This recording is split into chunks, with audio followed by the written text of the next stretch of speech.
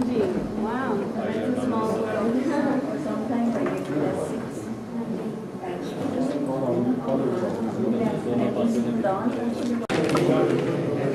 So I would request everybody to get seated so we can start with the next session.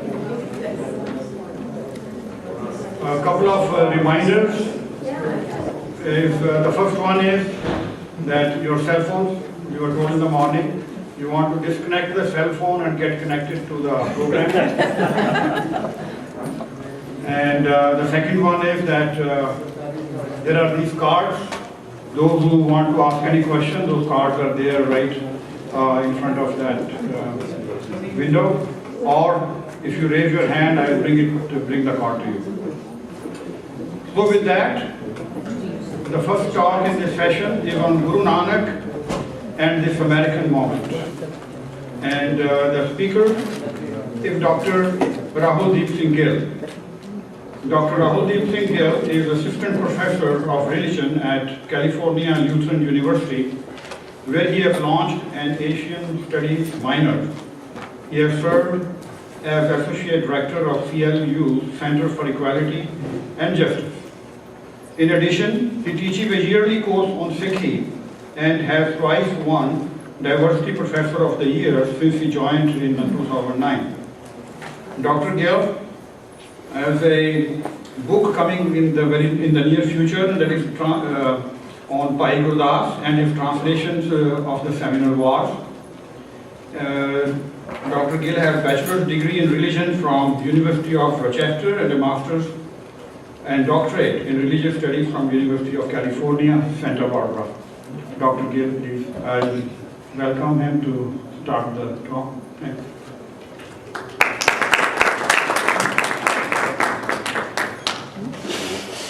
Thank you so much. I'd like to thank Jordigala Foundation for this opportunity to address this honorable audience, as well as to the San Jose Gurdwara Sahib for having us here today at this wonderful event that they're hosting.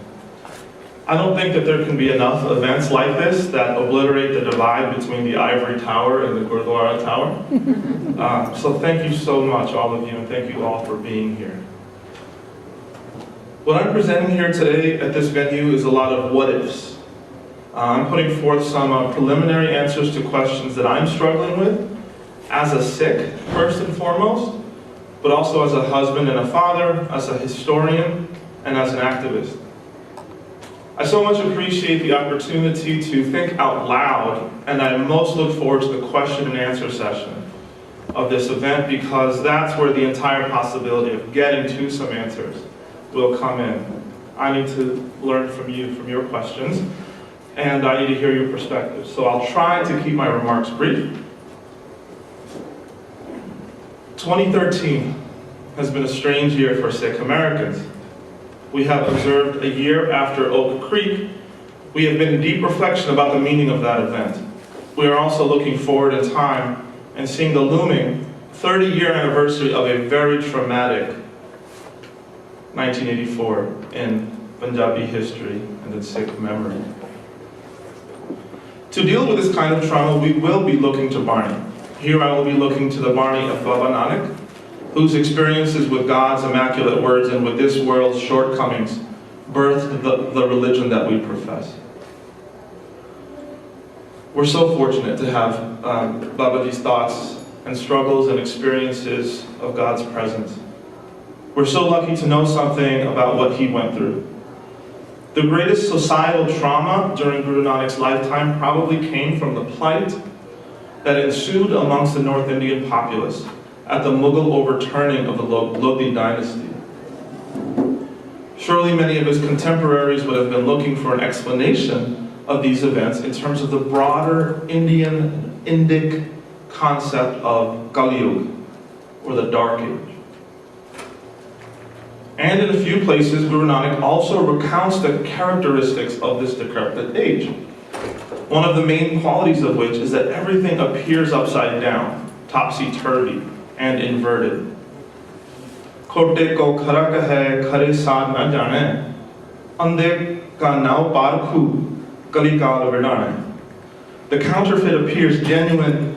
We do not know the value of what is really genuine, and blind people are the one who are assessing. मीठे को कौड़ा कहे कुड़ियाई को मीठा राते की निंदा करे ऐसे कर मैं मीठा. What is sweet or supposed to be sweet actually tastes bitter to people, and the bitter is accepted as sweet. Lovers of God slander. This is what I have seen in this dark age. One composition in Ramkali Rag struck me recently as I was thinking about this issue of the dark age and about living in a time of trauma, and I'd like to share that with you here. It begins with statements about the supposed dark age, providing a cosmic perspective on that age.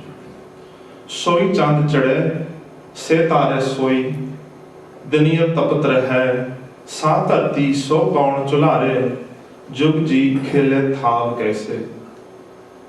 Everything is the same from age to age. The sun still shines, the same stars appear, and the same gleaming moon moves in the darkness around this blue earth.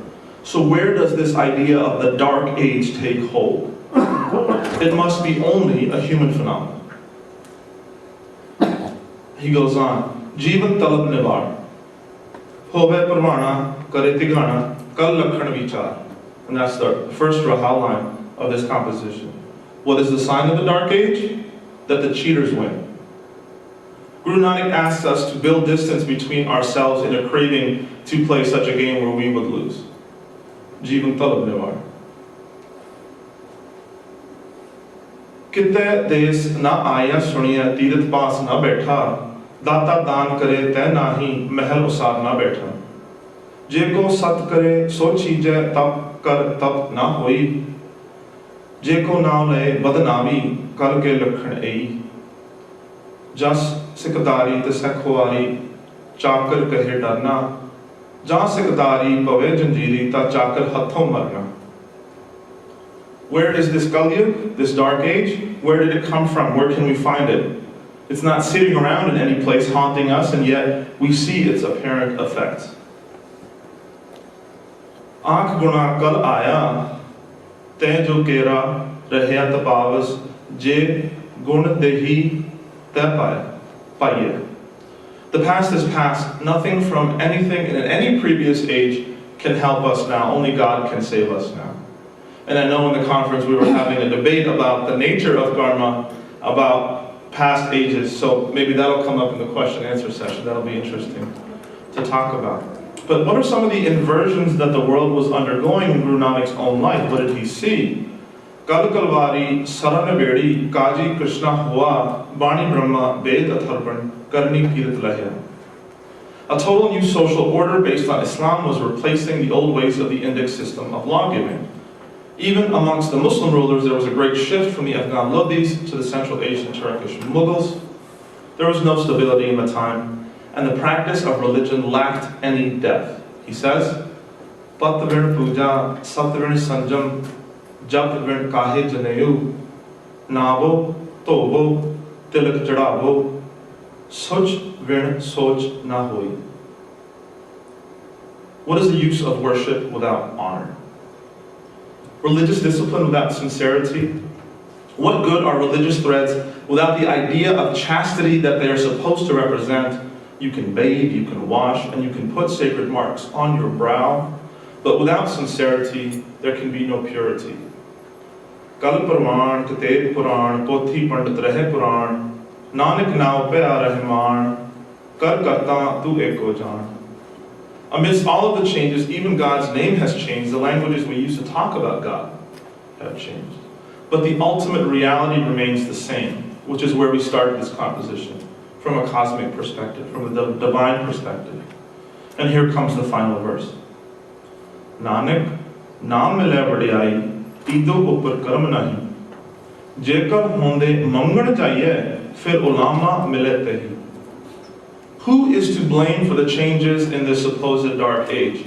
If we have everything we need in the form of religious obligations that come out of our heart, out of a deeper relationship with the most deep, then we are to blame. Guru Nanak seems to me to be saying here that the Kali Yuga, the dark age, hasn't inverted the world order we have. What needs to be flipped is us. What needs inverting then is our perspective on the world. This contemporary American moment, even this Sikh American moment, may seem to be inverted, upside down, and flipped. People talk about the polarization of the populace. Congress can't agree on anything. Religious intolerance pervades. Social inequality deepens. Even civil rights strides are checked by bigotry and mistrust on a day-to-day level. You can't look a certain way if you want to have certain privileges.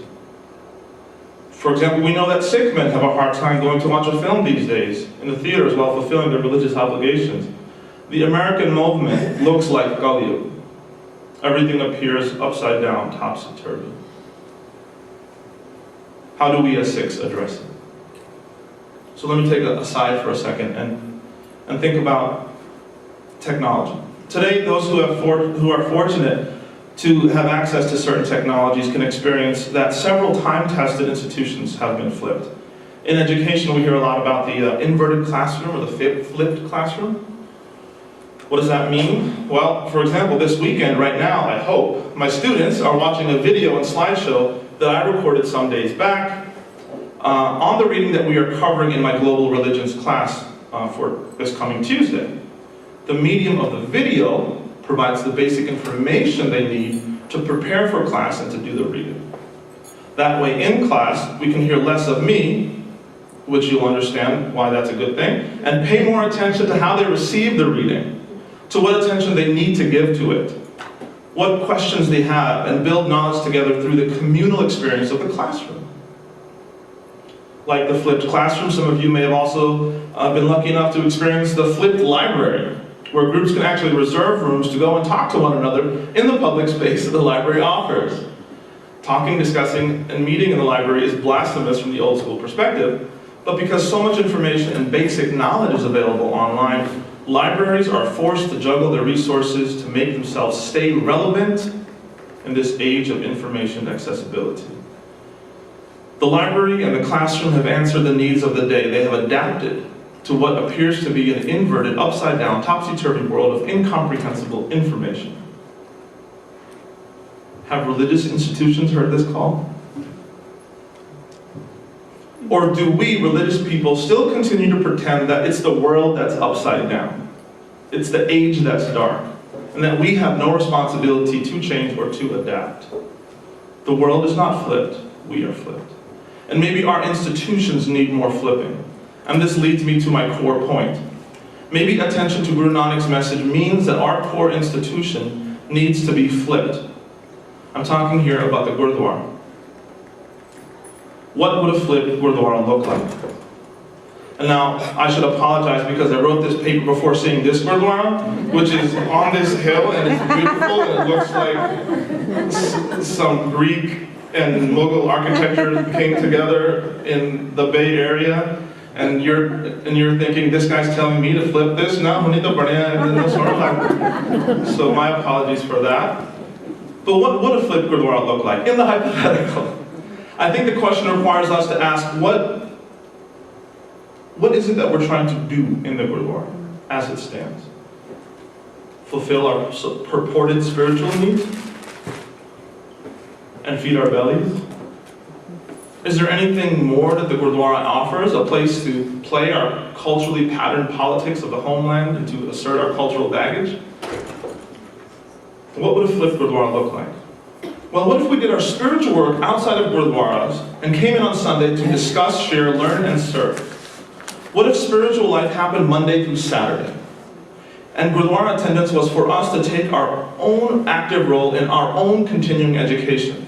Not just outsource the work of religious services to professionals. What if Langar was not for us, but for everyone else? What would that look like?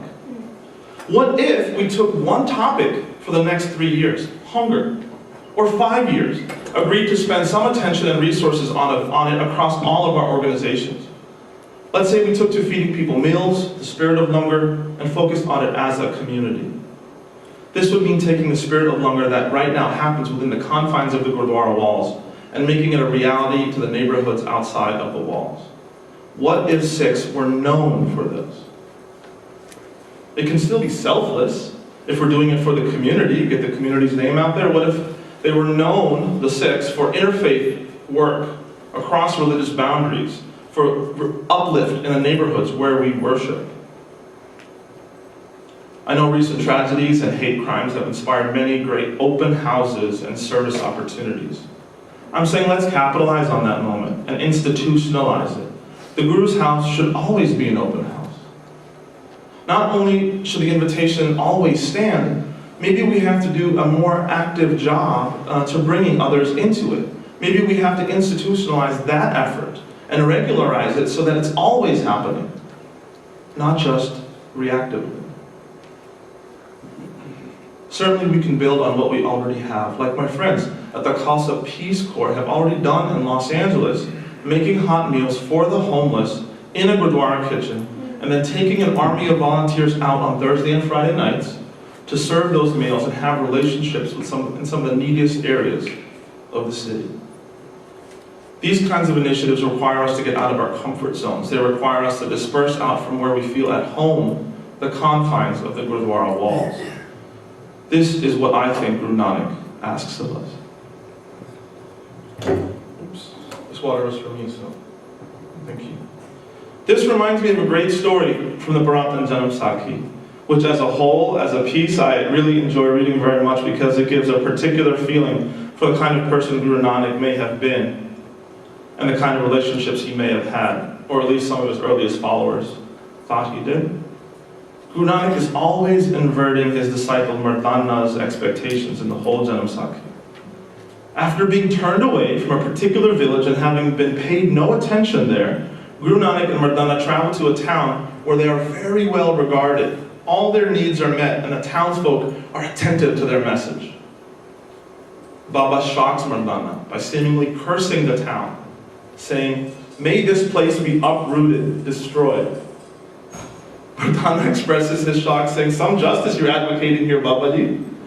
We just came from a village that paid us no heed to this one, and you want to curse this place?" Baba's wisdom now has a perfect opening.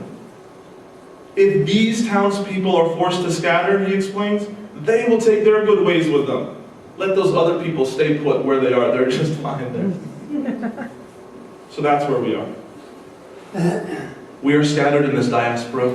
Let us not be insular. Let us spread Baba's message and his ways, and let's do it through our actions, not just our words. So let me conclude. What do we have to do? What do we have to lose by maintaining the status quo? Probably nothing. But that's the status quo. And if we look at the status quo, doing nothing is not promising. The global Sikh population, if it is as high as 25 million, as some people say, is still one twentieth of the next biggest religion on the list, Buddhism, 500 million. Christianity, Islam, and Hinduism are in the billions of people. In India as a whole, we're not even 2% of the population, and hardly make a majority in our own home state of Punjab. Among the world population, we are several decimal points away from even being a percentage point. In the rosiest scenario for the American picture, we are 0.17% of this country's population. Not exactly a voting bloc. How can our tiny community be more significant, and for the right reasons? Well, wasn't this tiny community, didn't it take place in destroying one of the most largest Mughal empires in the world? What I'm calling for here is a more robust global Sikhism coming out of the North American context that is more welcoming to newcomers, more aware of the world in which it grows, more recognized by its neighbors for a commitment to social action and improvement, and most importantly, more closely aligned with its own foundational principles. We are not living in a dark age. At least no age darker than any other. Rather, we are living in an age of opportunity, and we should seek that opportunity. We owe it to the Sikhs who have found themselves victims of hatred just for being Sikhs, whether in Wisconsin last year or in New Delhi 30 years ago. there is no one to blame but ourselves if we do not find radical ways to get the message of our religion out to the general public, not just through words and advertising campaigns, but through our actions. Thank you for letting me speak here today.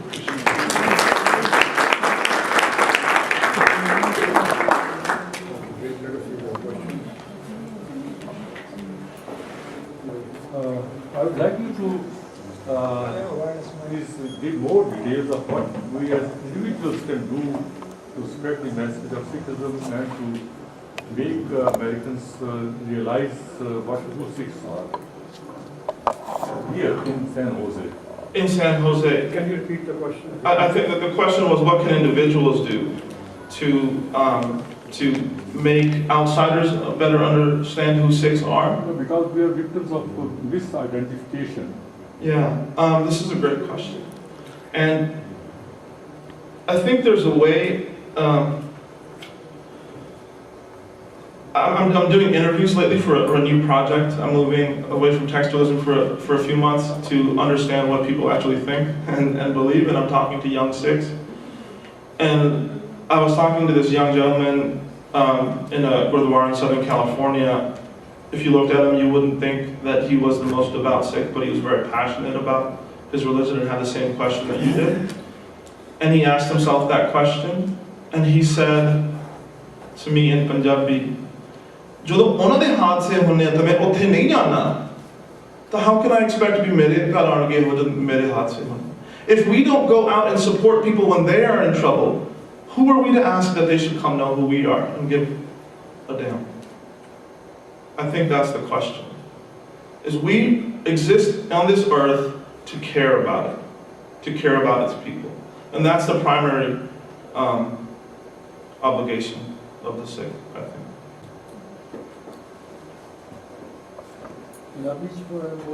Please. ਇੰਝ ਲੱਗਦਾ ਕਿ ਜਿਹੜਾ ਕੰਮ ਪੰਜਾਬ ਤੋਂ ਸ਼ੁਰੂ ਹੋਇਆ ਉੱਥੇ ਆਪਾਂ ਘੱਟ ਕਰ ਦਿੱਤਾ। ਜਦੋਂ ਆਪਾਂ ਅਮਰੀਕਾ ਵੱਲ ਨੂੰ ਆਉਣਾ ਸ਼ੁਰੂ ਹੋ ਗਏ, ਇੱਥੇ ਸਾਨੂੰ ਆਪਣੇ ਰਿਲੀਜਨ ਦੀ ਸਮਝ ਤੇ ਸਪਰੈਡ ਕਰਨ ਦਾ ਅਸੀਂ ਬਹੁਤ ਸੋਚ ਰਹੇ ਹਾਂ। ਇਹ ਬਹੁਤ ਵੱਡਾ ਕੰਮ ਹੈ, ਲੇਕਿਨ ਇਹਦੇ ਨਾਲ ਨਾਲ ਸਾਨੂੰ ਸੋਚਣਾ ਪਏਗਾ ਕਿ ਜਦੋਂ ਅਸੀਂ ਆਪਣੀ ਸਿੱਖੀਜ਼ਮ ਨੂੰ ਬਾਕੀਆਂ ਦੇ ਵਿੱਚ ਵੰਡਦੇ ਹਾਂ, ਸਾਡੇ ਆਪਣੇ ਬੱਚੇ, ਸਾਡੀ ਆਪਣੀ ਜਨਰੇਸ਼ਨ ਜਿਹੜੀ ਹੈ ਜਾਂ ਸਾਡੇ ਅੱਗੇ ਬੱਚੇ, ਬੱਚਿਆਂ ਦੇ ਬੱਚੇ, ਉਹਨਾਂ ਵਿੱਚ ਵੀ ਕਿਵੇਂ ਅਸੀਂ ਇਸ ਧਾਰਨਾ ਨੂੰ ਅੱਗੇ ਵਧਾ ਸਕਦੇ ਕੁਛ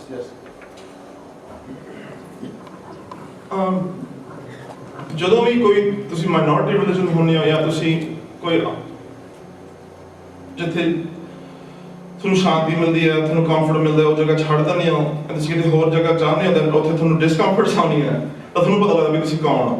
ਇਹ ਸਵਾਲ ਤਾਂ ਹੁੰਦਾ ਨਾ ਵੀ ਮੈਂ ਕੌਣ ਹਾਂ, ਜਿਵੇਂ ਸਵੇਰੇ ਪੁੱਛ ਰਹੇ ਸੀ। But I think for us in young Sikhs, and this, I'm going to stop, I think young Sikhs today are stop saying we need to depend on the older generation, this generation needs to do this generation needs to do that. I think we are trying to grow our own role models and expect more of ourselves. And Uncle G, it's on me. I'm trying, and I'm going out there and trying to be a little bit better, trying to go out there and engage with young people. And people talk a lot about, well, this person has hair, this person doesn't have hair. And then I think that's on us who are keeping our hair, right? And this is a way of connecting to your idea, that if I am not inspiring enough that somebody else would want to keep it, then, right? So I think we need to be our light. I think each individual, this goes back to the earlier question, needs to try to do that. And let me give you a specific way to do that. Go to another local religious organization. Those people are already collecting. They are already interested in ideas about ultimacy and faith and God, and introduce yourself there, introduce your community. And get kids engaged in explaining your community to them. Kids love doing this, right? This is, again, being flipped. We think that we have to protect the kids and teach them stuff, and then one day they'll grow up. By that time they grow up and you think they're ready, they're bored. They've been beat down by the institutions that are conservative and are squeezing, them, and they're not excited about it anymore. Start that process younger. Give them small opportunities to lead.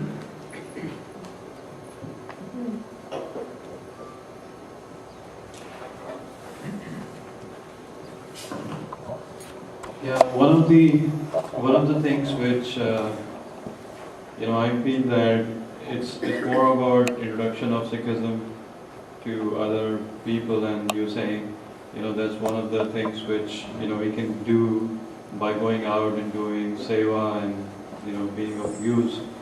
I think one of the other important things is to have pracharaks.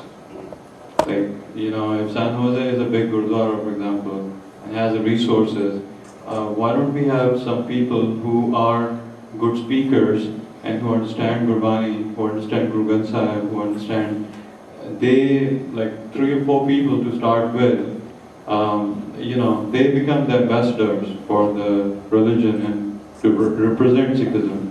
And then go out in the community in the California area and then expand from there. It's more of like, in India, for example, whether you look at Hinduism or Sikhism, we are more of like, well, if somebody understands it, then it's up to them. And you see Christianity and Muslim faith in a different way.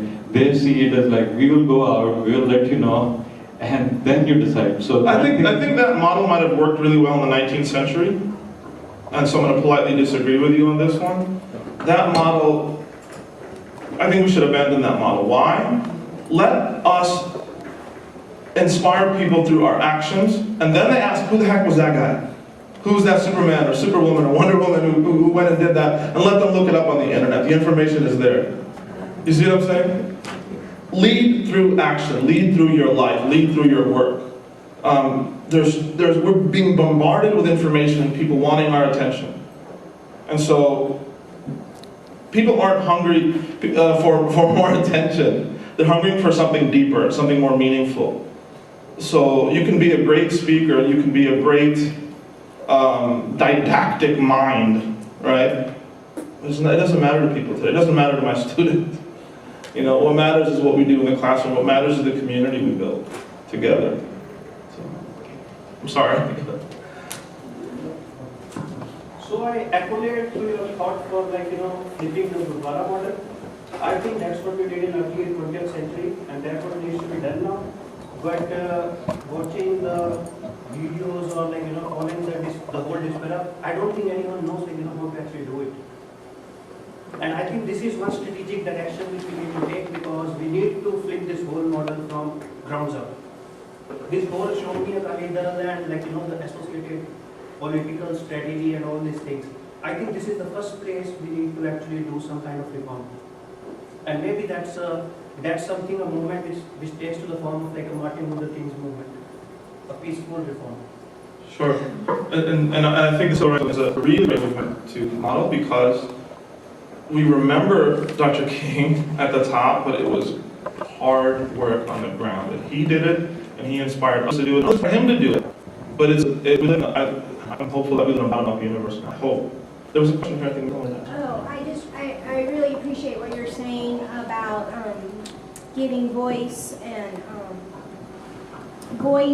space, and I would also even argue resources to the youth, having a youth-centered leadership, a youth council that really has an active say in how Gurdwara is managed and executed.